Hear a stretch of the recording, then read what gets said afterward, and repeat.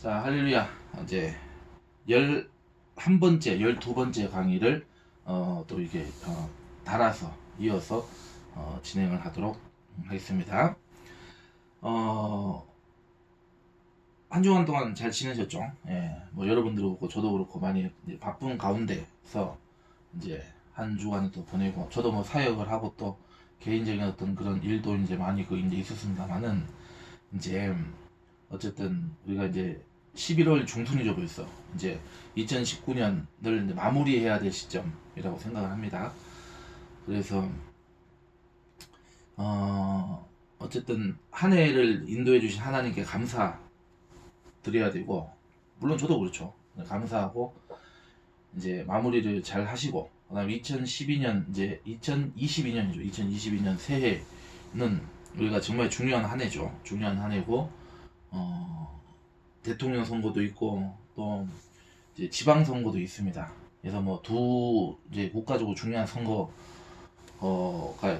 있고, 이제 선거뿐만이 아니고 여러 가지 이제 우리 그 개인이나 어떤 민족적으로 볼 때 이제 국가적으로 크게 이렇게 결정을 해야 될 그런 일들이 많이 있습니다.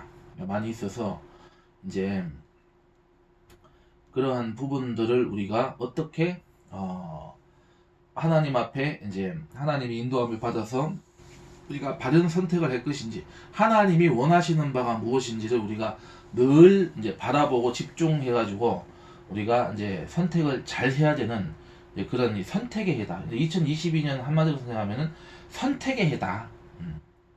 이 화두도 선택이고 키워드도 선택이고, 그리고 1년 내내 선택을 해야 되는 상황 속에 우리가 지금 이제 놓여져 있다.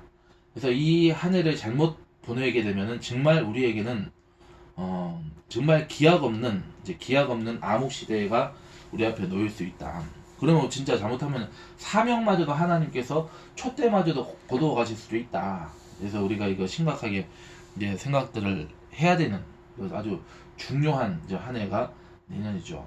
그래서 저 자신부터 이제 그러한 그 의미를 되새기고 하나님 앞에 바로 설 수 있도록 이제 애쓰고, 이제 그런 그 이 믿음의 진보로 이루는 그러한 한 해가 돼야 된다.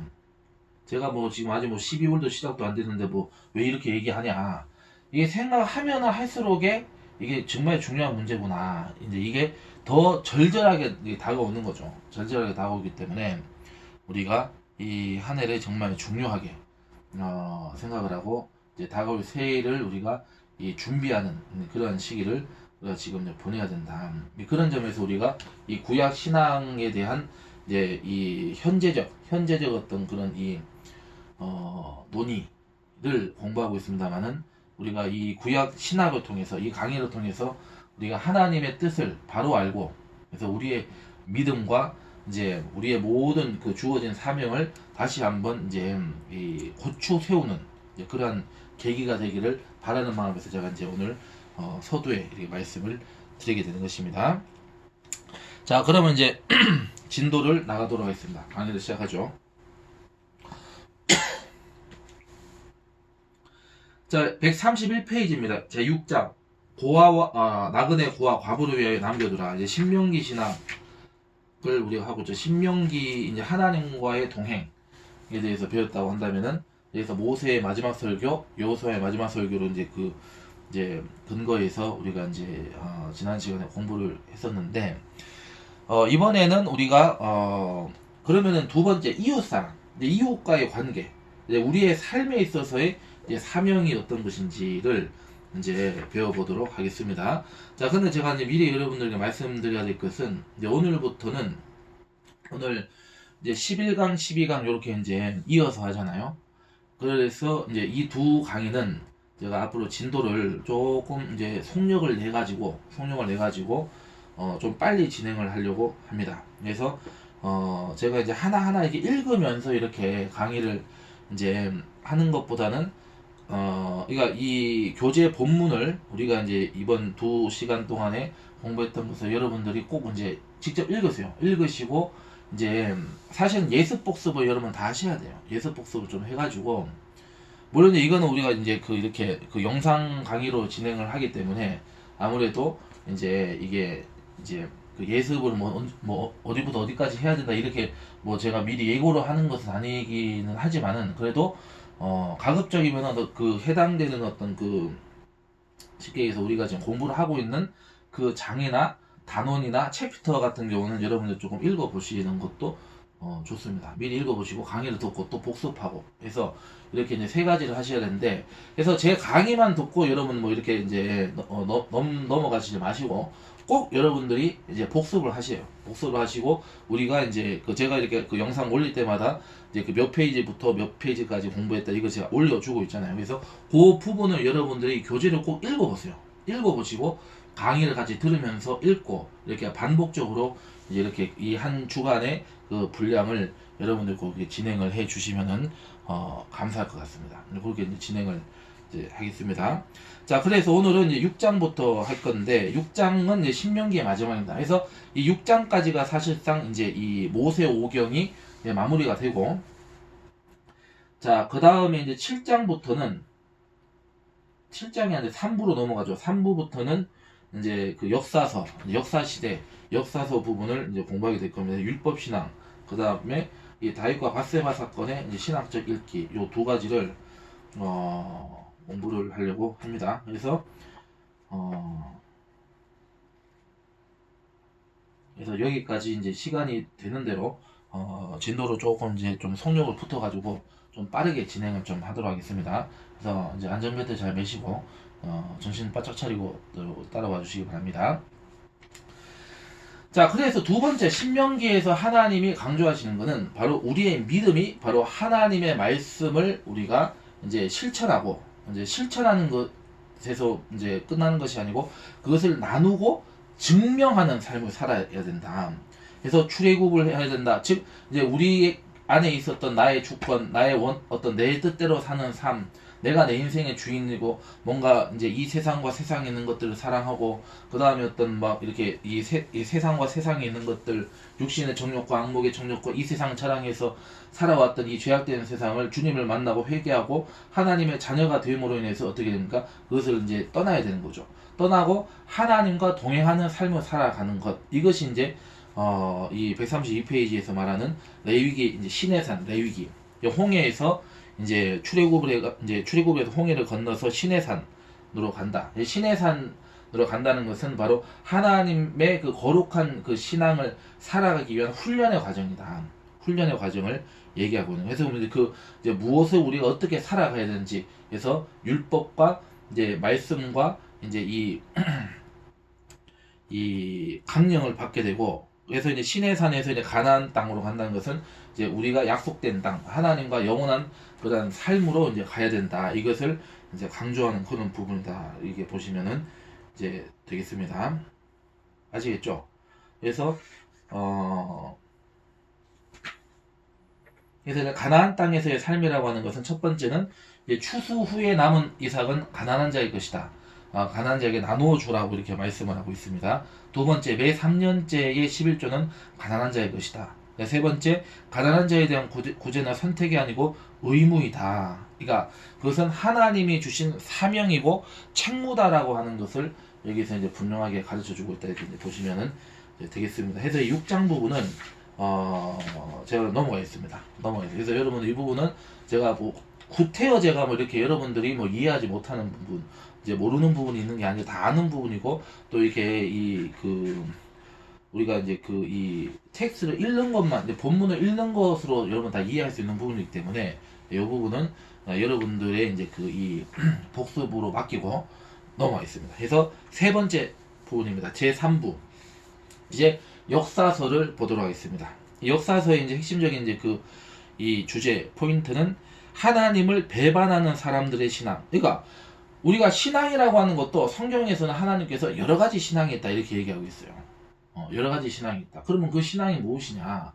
이제 이것을 우리가 한번 이 생각을 해보는 시간을 가져보도록 하겠습니다. 여기서는 이제 제 1장에서는 율법 신앙.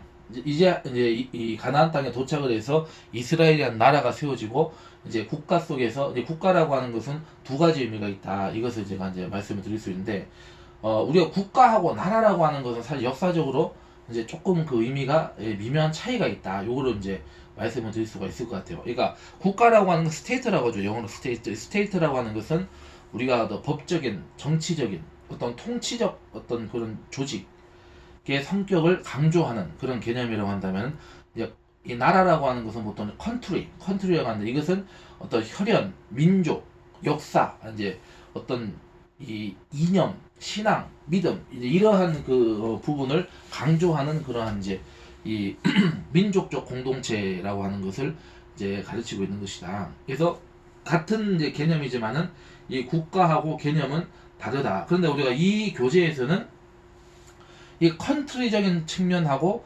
스테이트, 국가적인 측면 두 가지를 우리가 다 봐야 된다. 이것을 이제 설명을 하는 것이죠. 그래서 율법신앙에서 이제 그것을 가르쳐 주고 있고, 그 다음 제2장에서는 이제 다윗과 밧세바 사건이 우리가 영적으로, 우리가 이제 신학적으로 어떻게 이제 분석을 해야 될 것인가, 이 부분을 먼저 배워보도록 하겠습니다. 자, 그러면 이제 138페이지로 넘어가겠습니다. 그래서 제3부죠. 제3부 1장, 제1장 율법신앙이 무엇인지를 보도록 하겠습니다. 그래서 해당되는 말씀은 여호수아로 넘어가죠. 여호수아서 1장 1절로 9절의 말씀입니다. 자, 그러면 이 부분, 이 본문의 상황과 문학 형식이 무엇인지부터 우리가 살펴보도록 하겠습니다. 여호수아 1장은 신명기와 여호수아서 사이에 급격한 변화를 자연스럽게 이어주는 역할을 한다. 동시에 여호수아서 전반부의 땅 정착이라는 주제를 앞서서 소개하고 있다. 여호수아 1장은 크게 두 단락으로 구분된다. 먼저 1절로 9절은 새로운 지도자에게 주어진 하나님의 연설 양식이고 스피치죠. 양식이고, 나머지 10절에서 18절은 이 전승이라고 하죠. 전승, 연속된 내러티브. 그러니까 이 전승 양식들로 1절로 9절의 신학적 주제를 보다 구체화하고 있다. 여호수아 1장 본문은 모세의 죽음 이후의 시대를 다루고 있다.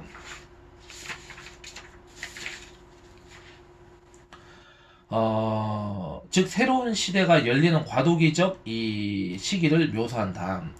이제까지의 이 모세의 사명이 억압의 땅 이집트로부터의 탈출과 광야에서의 인도였다면, 이제부터 펼쳐질 여호수아의 사명은 이 약속의 땅으로서의 정착과 합당한 분배라고 할 수 있다. 여호수아 1장 1절로 9절은 신명기 어휘와 문체를 가진 설교체로 들린다. 그러나 이 단락은 단순한 권면이 아니다. 여기에는 한 사람에게 공적인 일을 위임하는 신적인 임명, installation, divine installation이라고 되어 있죠. 영어로 신적인 임명의 양식들이 발견된다.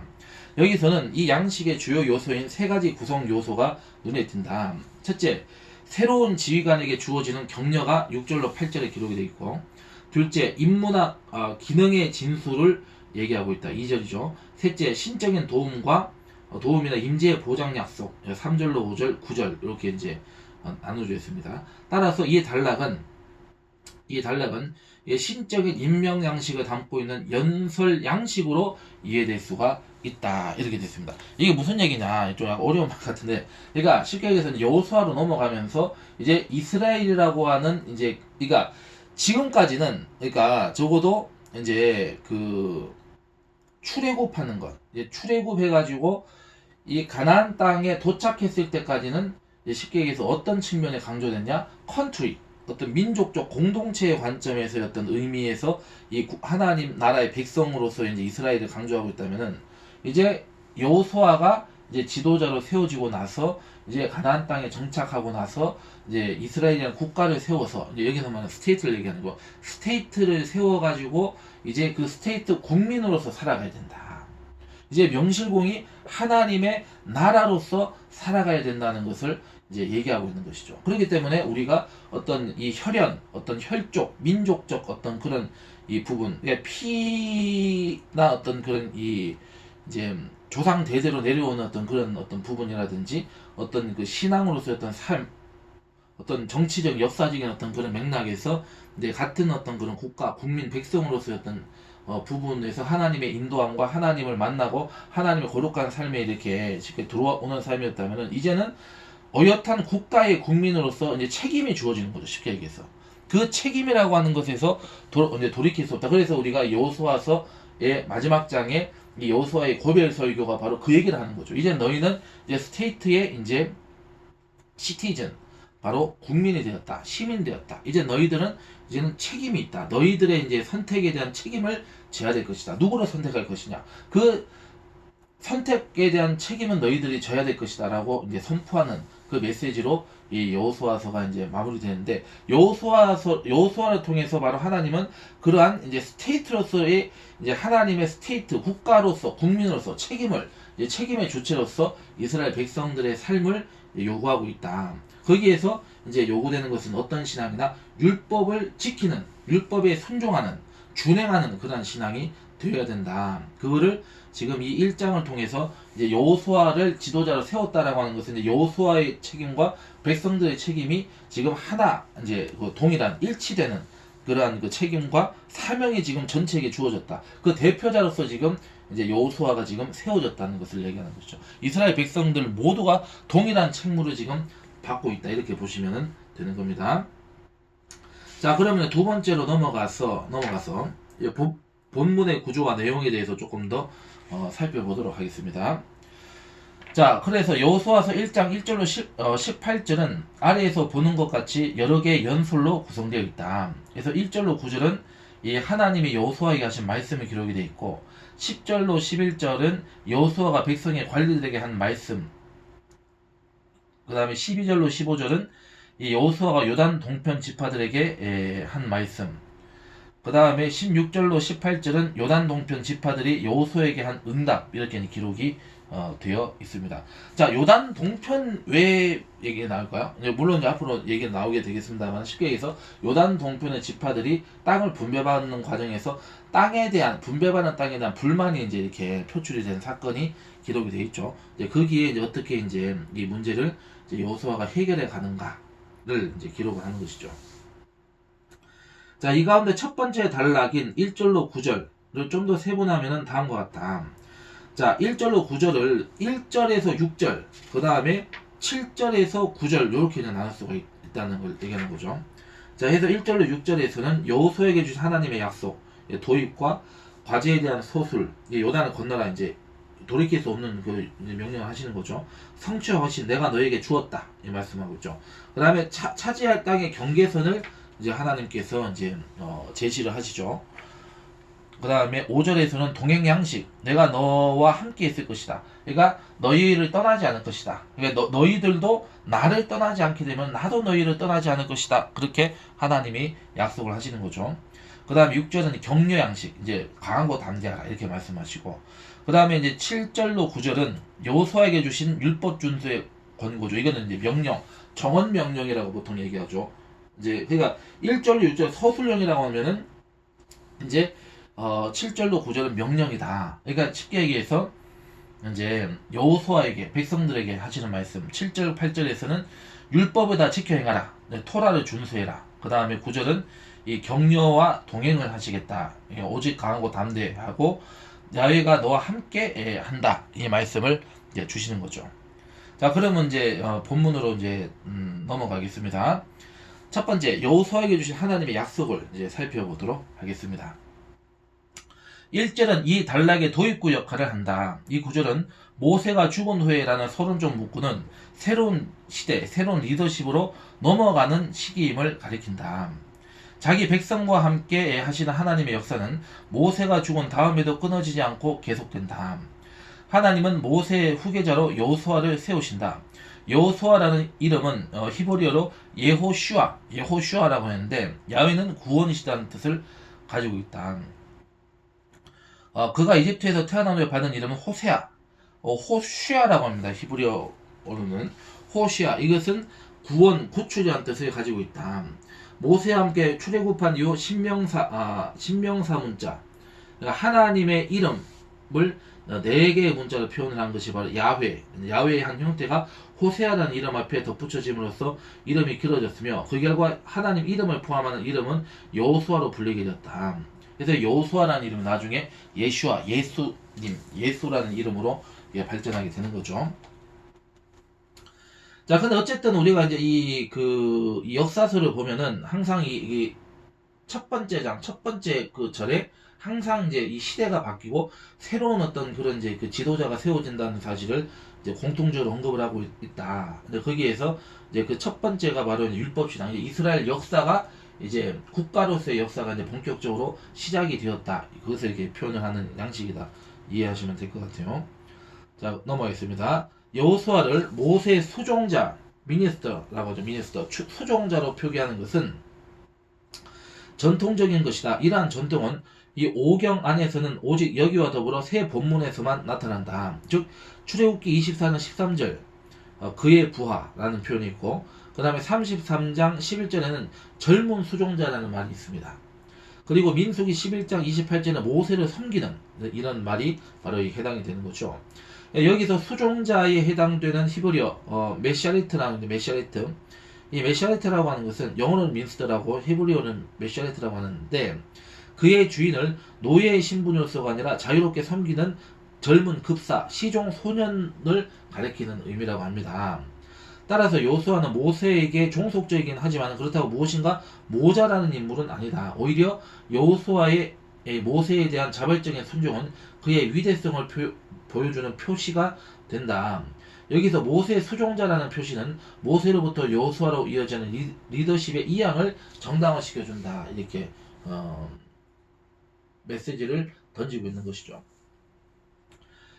2절은 새로운 지도자 여호수아가 감당해야 할 과제가 묘사된다.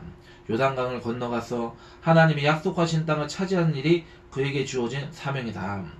2절에 이스라엘 자손에게 주는 그 땅으로 가라에서 동사 주는, 이 주는 약은 나타냅니다. 히브리어로 나타는 분사형으로 나오고, 이는 말하는 자의 의지를 시사한다. 이에 반해 3절에는 이 내가 너희에게 주었노니에서 동사 주었다 나타는 완료형이다. 그러니까 전자는 하나님의 계획을 증언하는 반면에 후자는 하나님의 계획 안에서 모든 것이 이미 성취되었다고 하는 하나님의 판결을 표현한다. 하나님의 계획이 즉시 효력을 발생하도록 하기 위해서는 이 백성들이 이 문제의 그 땅에 발바닥이 되는 것만으로도 충분하다는 것을 얘기하는 것이죠. 그래서 3절에서 5절은 하나님의 결단에 의하여서 드디어 여호수아가 약속의 땅을 차지하게 되며, 이게 3절이죠. 그 다음에 그 땅의 경계를 예시한다. 4절. 그리고 하나님이 친히 동행하여 이 일이 성취하게 될 것을 확정하여 주는 내용으로 구성이 되어 있다. 5절입니다. 자, 특기할 만한 사실은 이 여호수아서 1장 3절이 이 모세에게 주어진 예언이 성취될 것을 언급하는 첫 번째 경우라는 것이다. 약속의 땅으로의 진입이 성취될 때가 무르익은 것이다. 4절은 하나님이 아브라함에게 하신 약속이 마침내 성취될 것을 영토의 경계선을 제시하며 보여주는데, 이는 모세에게 확증된 그대로 구체적으로 성취될 것이다. 그래서 말씀해 보시면은 내가 모세에게 말한 바와 같이, 이 구절은 신명기 11장 24절의 기록과 유사하다 이렇게 되어 있죠. 자, 여호수아 1장 4절에 보면은 곧 광야 이 레바논에서부터 큰 강 곧 유브라데 강까지 해쪽 속에 온 땅과 또 해지는 쪽 대해까지 너희의 영토가 되리라. 여기서 말하는 이제 해지는 쪽 대해라고 하는 것은 지중해를 얘기하는 거죠. 이렇게 하나님이 이제 명확하게 이제 경계선을, 국경선을 정해주신다 이렇게 볼 수가 있는 것이죠. 자, 그 다음에 신명기 12장 24절로 또 보면 이렇게 나와 있습니다. 자, 너희의 발바닥으로 받는 곳은 다 너희의 소유가 되리니 너희의 경계는 곧 광야에서부터 레바논까지와 유브라데 강에서부터 사해까지라. 이렇게 서해까지라. 이렇게 서해. 이게 서해도 지중해를 얘기하는 것입니다. 같은 말을 하는 거죠. 이스라엘의 영토가 이처럼 확대된 경우는 오직 한 번, 즉 다윗과 솔로몬 시대에 가서야 비로소 성취된다. 그 약속의 완전한 성취는 여호수아 시대를 넘어 다윗 솔로몬 시대까지 기다려야만 했다. 그러니까 왜 기다려야 했을까? 그러니까 쉽게 순종하고 했으면은 더 빨리 이제 그게 완성이 될 수 있었는데 순종을 하지 않잖아요. 그 다음에 누굽니까? 이 가나안의 7족속 중에서 이제 다 진멸하지 않잖아요. 세 족속이 살아남잖아요. 네, 그런 것들도 여기 이제 영향을 미치게 되는 부분. 역사가 그만큼 딜레이 됐다는 것을 얘기하는 불순종의 이제 그 징후가 이제 우리가 여기서 발견될 수가 있는 것이죠. 자, 그래서 이 여호수아에게 주어진 하나님의 약속이 사실상 그의 시대에 적지 않게 성취가 일단 된다. 이는 지금까지 모세와 동행함으로 이집트에서 요단강까지 이끄신 그 하나님이 이제는 여호수아와 동행함으로 요단강을 건너 가나안 땅을 차지하게 할 것이다. 이렇게 이제 이루게 되는 것이죠. 하나님의 동행과 임재의 모티브는 여호수아 1장 후반부의 뼈대를 이룬다. 그래서 5절과 9절과 17절에 해당이 됩니다. 이 모티브는 족장의 유목적 삶 속에 뿌리를 두고 있다. 이는 특히 이삭, 야곱, 그리고 요셉의 이야기에서 두드러진다. 이 모티브는 생명의 위협을 느끼는 족장들의 두려운 여정에 하나님과 함께 동행하신다는 약속을 표현한다. 이 모티브는 이스라엘 신앙의 근본 뿌리 가운데 하나를 표현한다. 즉 야훼는 이스라엘의 하나님으로서 당신의 일을 위해서 선택하신 사람인 이스라엘과 동행하고 인도하고 보호하고 싸워주신다는 것이다. 하나님은 강하고 담대하라 라는 격려 양식을 통하여 여호수아에게 힘을 부어주고 용기를 북돋아주고 있다. 이렇게 6절에서 밝히고 있습니다. 자, 그 다음 두 번째 내용입니다. 여호수아에게 주신 이 토라, 율법을 준수할 것을 권고하고 있습니다. 자, 3절로 6절은 족장들에게 한 맹세와 모세에게 준 약속에 근거한 무조건적인 약속의 말씀이지만은 7절, 8절에서는 하나님의 토라에 순종해야 한다는 조건이 덧붙여진다. 여기서 토라는 7절에서 모세가 여호수아에게 명령한 것으로 소개된다. 그러니까 이 모세를 받아서 그것을 여호수아에게 지금 이제 계승했다, 승계했다 이 의미가 있는 거죠. 또한 8절은 토라를 토라책이라고 하는데 이것을 이제 히브리어로 어떻게 부르냐면은 세페르하토라라고 하는데 적어도 여기서 율법책이란 모세가 아모리 왕 시온과 바산왕 오고 쳐부순 이후 그에게 주어진 것이 이제 시점이 이제 그 시점에 주어진 것이고, 그러니까 여호수아에게 주어진 것이고, 또한 언약궤 곁에 두어 증거를 삼기 위하여 모세가 기록을 한 것이다. 그래서 모세가 율법의 말씀을 다 책에 써서 마친 후에라는 언급이 신명기 31장에 기록이 되어 있죠. 그래서 이 율법은 이후 이스라엘과 유다 왕들이 평생을 가까이 두고 읽고 순종해야 할 말씀이다. 신명기 17장 18절 19절에서 밝히고 있습니다. 이 해당되는 말씀들을 사실 우리가 다 읽어야 되는데 우리가 이제 시간이 지금 많이 촉박하기 때문에 이제 여러분들이 다 이제 이 복습을 하실 때 읽어 주셔야 되는 부분입니다. 자, 여호수아의 약속의 땅의 차지는 모세를 통하여 주신 율법에 대한 이 순종과 직결되어 있다. 이는 율법 중심의 신앙을 암시한다. 특히 이 8절에 이 율법책을 내 입에서 떠나지 말게 하며 주야로 그것을 묵상하여 그 안에 기록된 대로 다 지켜 행하라는 구절은 이 율법 중심의 신앙을 잘 표현하고 있는 시편 1편 2절과 아주 유사하다. 그러니까 묵상하다. 이 묵상하다는 것을 우리가 히브리어로는 하가라고 하는 하가라고 하는 것은 이제 묵상하다는 말로 번역이 되는데 이거는 무슨 뜻이냐면 원래 나지막한 목소리로 읊조리다. 그러니까 율법을 묵상한다는 것은 율법의 뜻을 깊이 되새기면서 낮은 목소리로 중얼거리면서 읽는 것을 말하는 것이다. 그러니까 우리가 지금 우리 교재를 지금 우리가 읽고 강독 수업을 하는 것처럼 읽고 그 의미를 늘 이렇게 해야 한다. 그러니까 내가 이 강의를 이렇게 읽어서 여러분들에게 하는 것처럼 여러분들도 이제 이것을 읽고 이렇게 이제 공부를 해야 된다 얘기죠. 쉽게 얘기해서 읽고 읊조리고 계속 반복을 해가지고 하나님 말씀을 우리가 이게 지켜 행하는 것이 되어야 된다는 것을 가르쳐주는 것이죠. 자, 그래서 이 소단락, 일단 7절에서 9절의 이 소단락의 마지막 구절은 9절에서 하나님이 이스라엘에게 말씀하신, 여호수아에게 말씀하신 거죠. 내가 너에게 명령한 것이 아니냐. 라는 수상적 의문문으로 말문을 연다.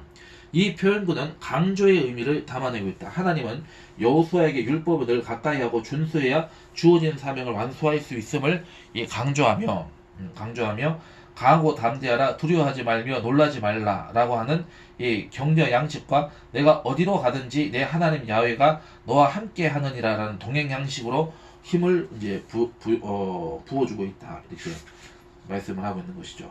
자, 넘어가겠습니다. 그러면 이제 적용을 해보자. 지금 우리의 관점에서 그러면 여호수아서 1장에서의 이 여호수아를 이제 위임하고 이제 세우시고 이스라엘 백성들에게 주시는 메시지가 우리의 삶에서는 어떻게 적용되어야 되는가, 이제 설교를 위한 메시지를 한번 보도록 하겠습니다. 자, 본문의 여호수아는 약속의 땅을 눈앞에 두고 요단강 앞에 서 있다. 이스라엘 역사상 가장 위대한 지도자였던 모세도 이루지 못했던 과업이 끝내 이 풋내기 초보 지도자 여호수아에게 떨어진 것이다.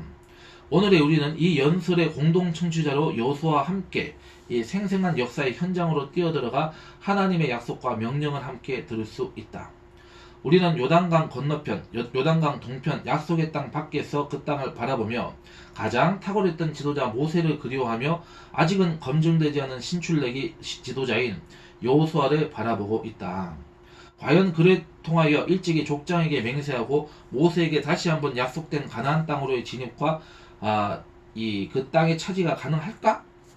과연 이스라엘은 생존의 필수적인 터전의 땅을 확보할 수 있을까? 이에 대하여 하나님은 말씀하신다. 하나님은 가능하다고 말씀하시며 더 나아가 확신을 심어주신다. 오늘의 우리는 여호수아와 동시대적인 청취자일 뿐만이 아니라 여호수아서가 글로 읽혀진 이 포로기 이후의 독자의 입장에서도 이를 접할 수 있다. 여호수아서는 신명기 역사서의 첫 부분을 장식하고 있다. 신명기 역사서는 여호수아, 사사기, 사무엘상하 그리고 열왕기상하 역사서를 포괄하는 개념이다. 이 역사서를 편찬한 신명기 역사가는 유다가 바벨론에게 멸망당한 이 BC 587년이죠. 주전 587년입니다. 그 이후에 등장하여 이스라엘 민족이 가나안 땅에 정착한 이후부터 그 땅에서 추방당한 사건까지의 역사를 이 신학적 관점에서 해명하고 약속의 땅을 상실한 하나님의 백성들에게 새로운 길을 제시하고 있다. 이들에게 다시 약속의 땅으로서의 회복은 가능한가? 이들은 마치 이스라엘 역사상 가장 위대한 예언자 모세가 죽은 이후 리더십의 공백기에 새로운 리더십을 부여받아 두렵고 떨리는 가슴을 주체할 수 없었던 여호수아의 모습에서 자신의 모습을 발견하였을 것이다. 과연 나라를 상실한 이스라엘에게 회복의 희망이 있는가? 여호수아서의 저자는 이 가능성이 있다고 확신한다. 왜냐하면 이 모든 것을 완성시켜 주시고 인도하시는 분이 있다. 메시아, 바로 하나님이 우리를 인도하신다. 그래서 여호수아라는 말뜻에서 이미 그 답이 나오죠. 야훼는 구원이시다. 야훼는 구원이시다는 말은 어떤 의미인 것이죠? 하나님이 우리와 함께 하신다. 이걸 얘기하는 것이죠.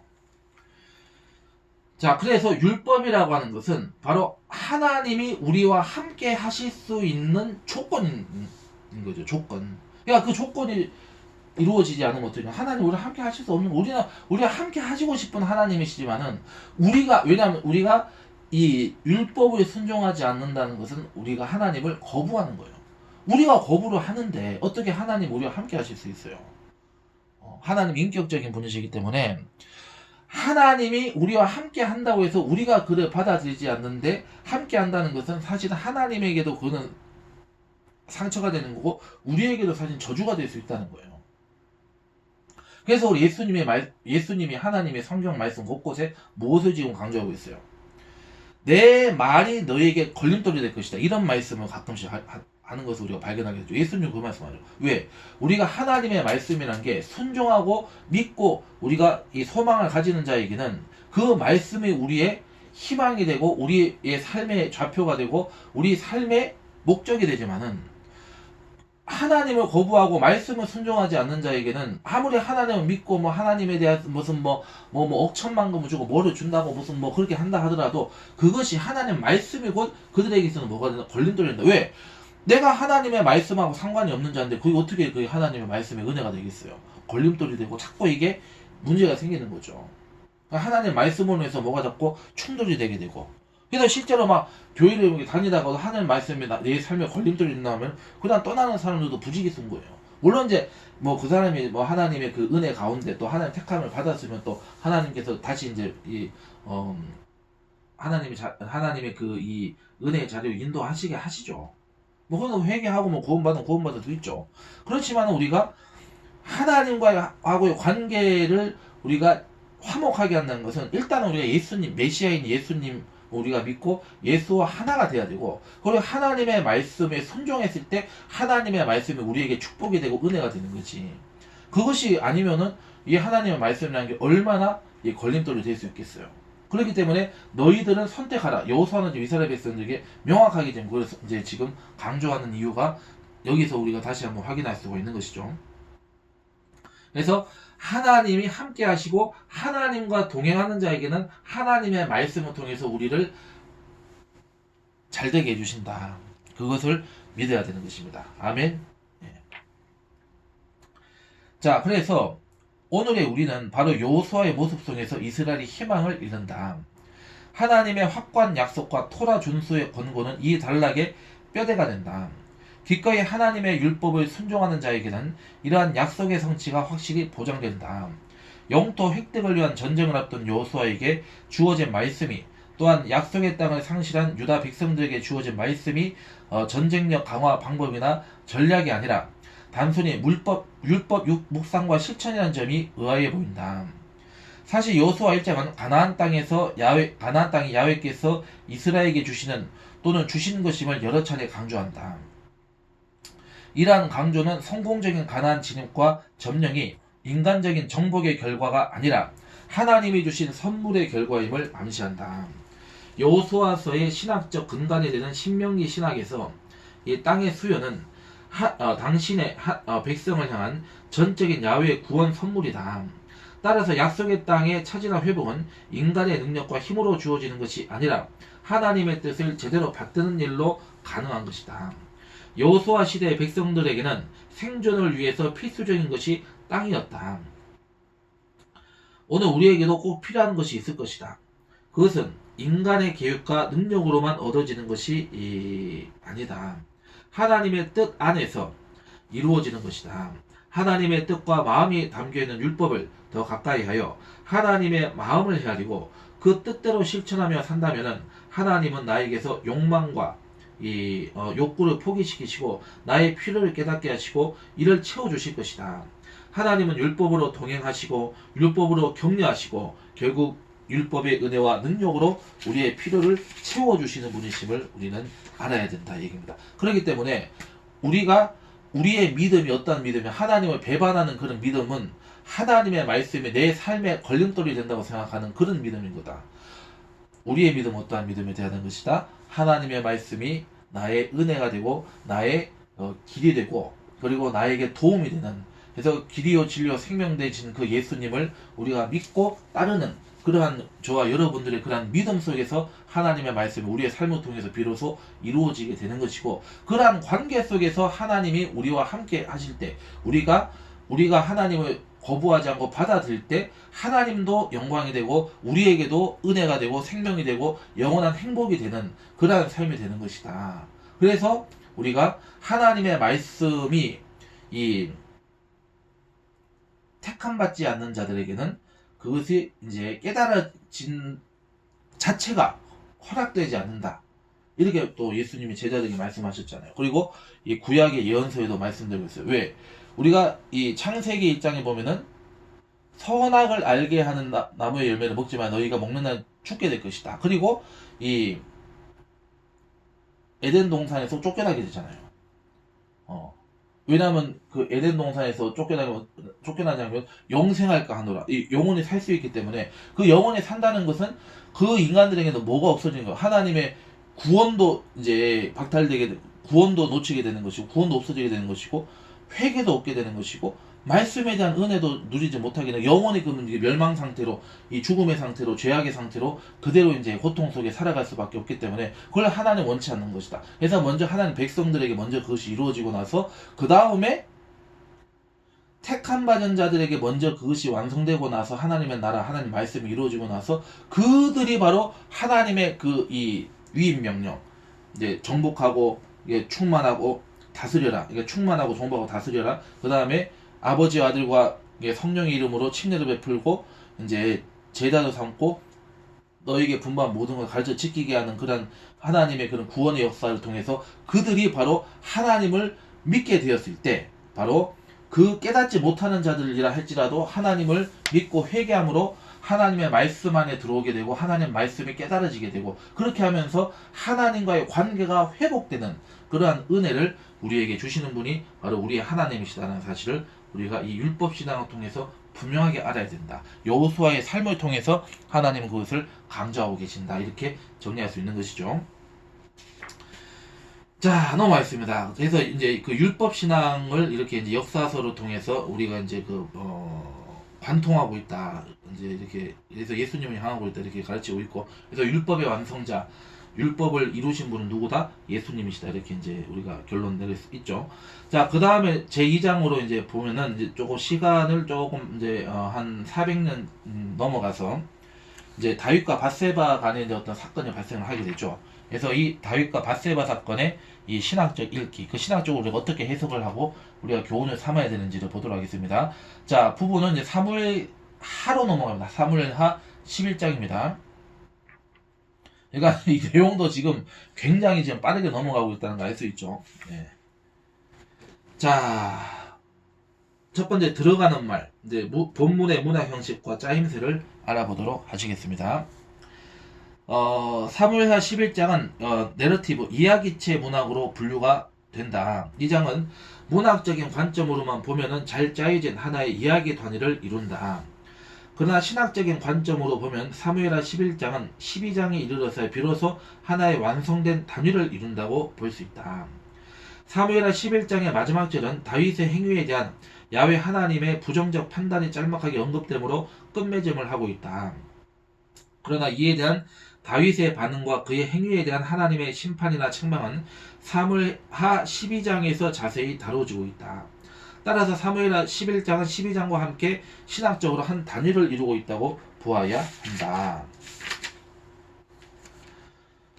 자, 사무엘하 11장은 네 가지 중요한 사건들을 다루고 있다. 첫 번째 사건을 담고 있는 1절로 5절은 서론에서 역사적인 배경을 기록하고 이어서 다윗과 밧세바의 스캔들에 대하여 다루고 있다. 두 번째 사건은 6절로 13절에 묘사되고 있다. 이 단락에서는 자신의 범죄 행위를 은폐하기 위한 다윗의 노력과 밧세바의 남편인 우리아의 충성과 의로움으로 인한 은폐 시도의 실패가 비교적 상세하게 그려지고 있다. 세 번째 사건이 기록된 14절로 25절은 우리아를 살해하려는 다윗의 음모와 그것의 실행을 기술하고 있다. 마지막으로 26절, 27절은 이러한 비극적이고 억울한 사건에 대한 하나님의 판단을 간략하게 언급하고 있다. 지금까지 다윗의 삶은 하나님의 축복 아래에서의 삶이었으나 이 사건을 분기점으로 하여 저주 아래에서의 삶으로 전환된다. 이 장은 다윗의 인생 최고의 절정과 몰락의 분기점이 된다. 이 장의 짜임새는 이제 그 정리된 것을 읽어보시면 되겠습니다. 자, 본문 주석, 이제 본문을 한번 이제 풀어서 이제 보도록 하겠습니다. 첫 번째, 다윗의 타락을 얘기하고 있습니다. 사무엘하 11장 1절로 5절입니다. 이 다윗과 밧세바의 만남이 기록이 되어 있습니다.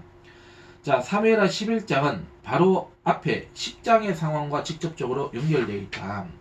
사무엘하 10장의 마지막 절에서 이 아람 사람들이 두려워하여 다시는 암몬 자손을 돕지 아니하니라 라는 말은 이스라엘과 암몬의 전쟁이 결말을 보지 못했음을 이제 시사하고 있다. 그러니까 이 아람과 지금 이제 시리아,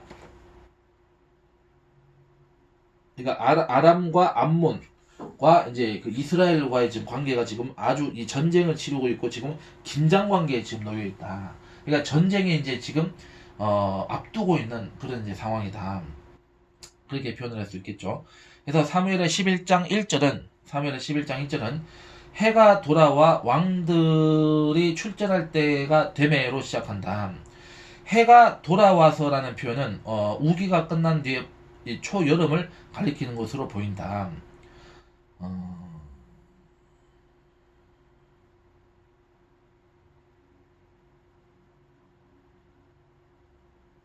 그러니까 쉽게 얘기해서 이 지금 그러니까 암몬과 지금 이스라엘이 지금 전쟁을 지금 이제 치르고 있는 이제 상황이고 이 아람이 지금 여기부터 다 저기부터 다 하다가 지금 이제 전쟁이 끝나지 않고 지금 이제 이 어정쩡한 상태에 지금 놓여 있다 이렇게 이제 얘기를 하고 있는 것 같아요.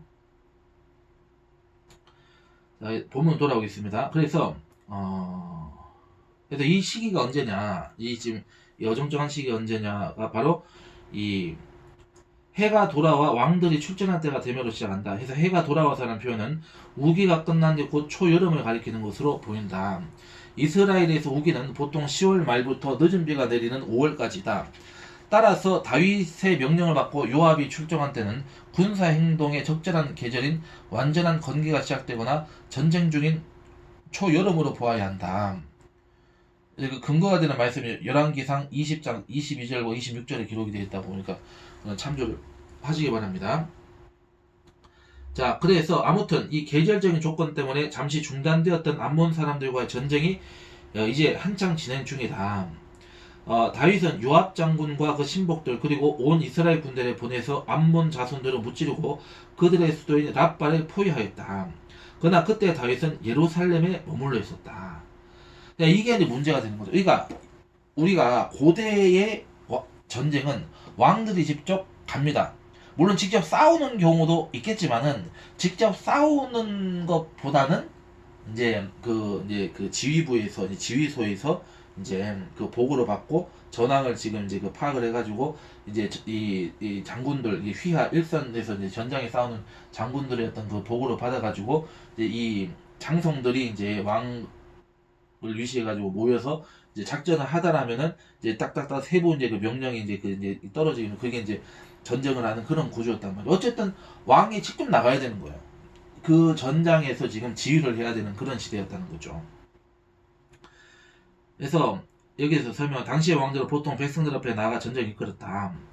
그래서 온 이스라엘과 유다는 다윗을 사랑하였으니 그가 자기들 앞에 출입하기 때문이었더라. 그런데 다윗 왕은 마땅히 있어야 할 전쟁터가 아닌 예루살렘의 수도에 지금 왕궁에 지금 이 사람은 있었다는 거죠. 지금 머문 곳이다. 1절은 이 장의 역사적 배경뿐만이 아니고 왕들이 출전할 때, 그러니까 당연히 왕이 지금 이제 전쟁에 나서서 출전을 해야 되는데 어떻게 된 거예요? 요압한테 지금 다 쉽게 얘기해서 내팽개치고 자기의 책임을 지금 이제 그 떠맡겨버린 거지. 요압이 떠맡겨진 거예요. 근데 이게 사실은 굉장히 큰 실수가 됩니다. 왜 그러냐면은 이러한 행동들이 사실 요압의 삶도 망가뜨리는 거예요. 그러니까 왕이 지금 저 사람은 지금 자기는 지금 돈 다 쏟고 배부르고 지금 뭐가 지금 이제 마음이 이완돼 있으니까 지금 나한테 다 떠맡기고 있어. 이거는 두 가지 마음인 거죠. 아, 왕이 나를 그만큼 신뢰하기 때문에 내가 왕에게 이제 그걸 해야지. 이것도 되지만은 사람 마음이라는 게 참 오묘한 게 두 번째 어떤 생각을 할 수 있냐면은 아니 저 왕은 지가 지금 지 전쟁도 아니고 하나님의 전쟁이라고 지 입으로 선포를 해놓고서는 어떻게 지금 이 중대한 시기에 자기는 저렇게 지금 저게 자기 그 왕실에서 저렇게 궁에서 지금 저렇게 호가호위 할 수 있지? 편하게 저렇게 쉴 수가 있지? 근데 이게 사실은 다윗이 쉰다라고 하는 것이 그만큼 이 사람이 이 다윗이 뭐예요? 교만해져 있다는 것을 의미하는 거예요. 사람이 너무 막 이게 막 고생을 많이 하고 막 하나님이 기적이 막 그냥 일어나가지고 자기가 하나님 앞에 막 구출이 돼가지고 막 잘 되고 막 왕이 되고 막 사람들로부터 여기 보면은 온 여기 말씀이죠. 이스라엘과 유다는 다윗을 사랑하니까 온 백성들이 막 다윗을 칭송하고 막 절대적으로 믿고 막 군대가 막 동요 없이 그냥 충성하고 있었고 이러다 보니까 사람이 어떻게 되겠어요? 그렇게 되면 사람이 순간 이게 우쭐해지는 거야, 우쭐하는 거야. 나미디의 선생님만이 우쭐해진 게 아니라 다윗도 우쭐해진 거야. 그러니까 야 내가 꼭 그 가가지고 해야 되겠냐? 그냥 요한 네가 어차피 저 국방부 장관이니까 그 최고 저기 사령관이니까 네가 알아서 잘 이렇게 해. 뭐 문제 있으면 나 불러. 그럼 내가 갈게. 이러고 이제 자빠진 거야 지금 이 사람 다윗은 지금. 그러니까 이거 자체가 하나님을 향한 그 믿음이 얼마나 이 사람이 사실 어떤 의미에서 본다면 약해져 있었는지, 얼마나 이 사람이 교만에 빠져 있는지를 사실은 여기서 알 수가 있는 거죠. 당연히 여기 지금 본문에서 얘기하는 게 왕들이 출전할 때 지금 이거는 지금 여러 가지 이게 사실은 전투도 왕들이 출전을 해야 될 때가 있고 또 이렇게 해야 될 때가 있는데, 그러니까 어떤 의미에서 자기 책임을 자기 직무를 지금 어떻게 하는 거야? 이 태만이 하는 거죠. 태만이 하는 거. 하나님은 태만이 여기는 거 굉장히 싫어하십니다. 그러니까 이게 사실은 영적으로 잠들어 있는 거예요. 이 다윗이 영적으로 순간 잠들어져 버리는 거죠. 모든 게 잘 되니까 뭐 이번 전쟁쯤이야 뭐 하나님 잘 되게 해주시겠지. 쟤네가 이제 뭐 사실상 랍바 이제 도성만 지금 쟤네가 지금 이제 남겨두고 다 뭐 우리가 점령했으니까 뭐 아니 저거 뭐 일도 아니지 뭐 내가 가도 되겠어 그냥 뭐 야 요한 네가 알아서 그저 빨리 해쳐버리고 와 이렇게 했던 거야 지금 이 사람은. 그러니까 얼마나 하나님 앞에 이 사람이 지금 죄에 지금 하나님과의 이 거리가 멀어지고 죄에 지금 빠져들고 있었는지를 우리가 알 수가 있는 것이다 이 얘기죠. 무슨 말인지 아시겠죠? 자 그래서 그래서 역사적인 배경뿐만이 아니라 역사적인 배경뿐만 아니라 왕들이 출전할 때 왕인 다윗은 출전하지 않고 이 예루살렘에 머물렀다는 사실을 의도적으로 대조시키고 있다는 것을 우리가 알 수가 있는 것입니다.